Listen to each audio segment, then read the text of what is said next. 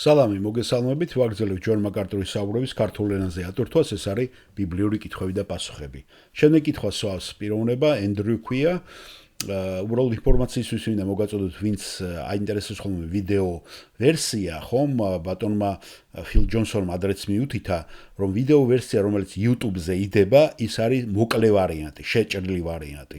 და მე რომელსაც გთავაზობთ, უფრო გაფართოებული, ასე რომ აი ეს კითხვები უკვე აღარ არის ვიდეო ვერსიაში, იმიტომ რომ ვიდეო ვერსიის ფორმატი 1 საათს არ უნდა გადაცდენოდა, რომ იცოდეთ რა, ეს უბრალოდ ინფორმაციისათვის, ასე რომ ეს პიროვნება ენდრუ ვერ მოიძიება თუ იმაზე გინდათ ვიდეო იმაზე ნახოთ ან სურათი ფოტო ეს ცნობისათვის მას აინტერესებს ეკლესიის გარეთ სახლში ხო იცი როგორ სამუშაო საშინაო დავალება ან თვითონ როგორ ვიმუშაოთ სულზე განვითარებაზე და რა არის ყველაზე ეფექტური პრაქტიკა საგუშინებისა ჯონ მენდრუ მქვია ახლა ხან მქონდა ძირითადი კითხვა ეკლესიის გარეთ წმინდა წერილის არა აკადემიური თვალსაზრისით საუკეთესო პრაქტიკის შესახებ და უბრალოდ მინდოდა მცოდნო და იცით რა არის თქვენი გამოცდილება ჭეშმარიტი თქვენი ოჯახისათვის, თქვენი შვილებისათვის, რაც არის ის, რაც თქვენ თანმიმდევრულად იყენებთ, რაც გეხმარებათ უფალთან სიახლოვის გაზდაში და მხოლოდ ამ მიზნებისათვის. რას აქვს ყველაზე კარგი ეფექტი? და ჯონ მაკარტური პასუხობს. მე მუდმივად ვკითხულობ წმინდა წერილს. შეიძლება ითქვას დაუსრულებლად. მუდმივად. ეს არის ადგილი, სადაც მე ვცხოვრობ, მოძრაობ და ვარსებობ. ის მუდმივად მიტრიალებს გონებაში, რადგან ყოველდღე მიწეს ღვთის სიტყვასთან ურთიერთობა.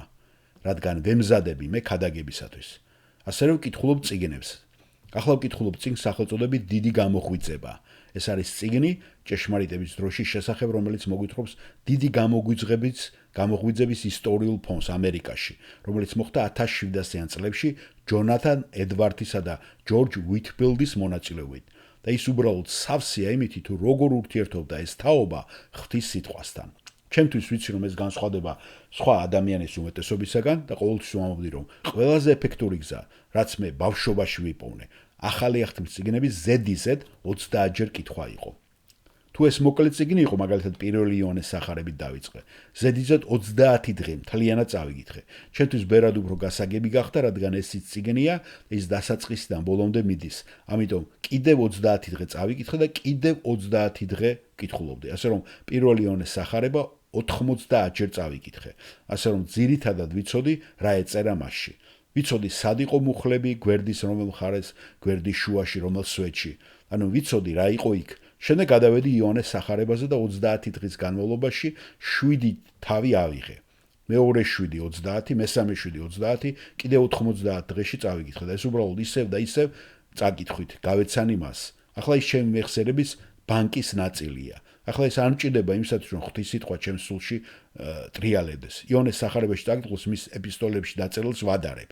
შემდეგ ბრუნდები, ფიქრობ ფილიპელების მიმართ წერილზე.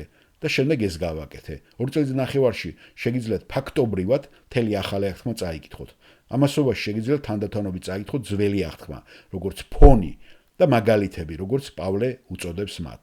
ასე რომ ფიქრობ წმინდა წერილის გაგება და მისი ინტერპრეტაცია მისი განმეორებითი კითხვით იწყება. შემდეგ კი ამ პროცესში კარგ თეოლოგიას ვკითხულობ, რომელიც ამ ყველაფერს უფრო ამდიდრებს. კარგით? აი ეს მეხმარება მე. გმადლობთ. არაფრის.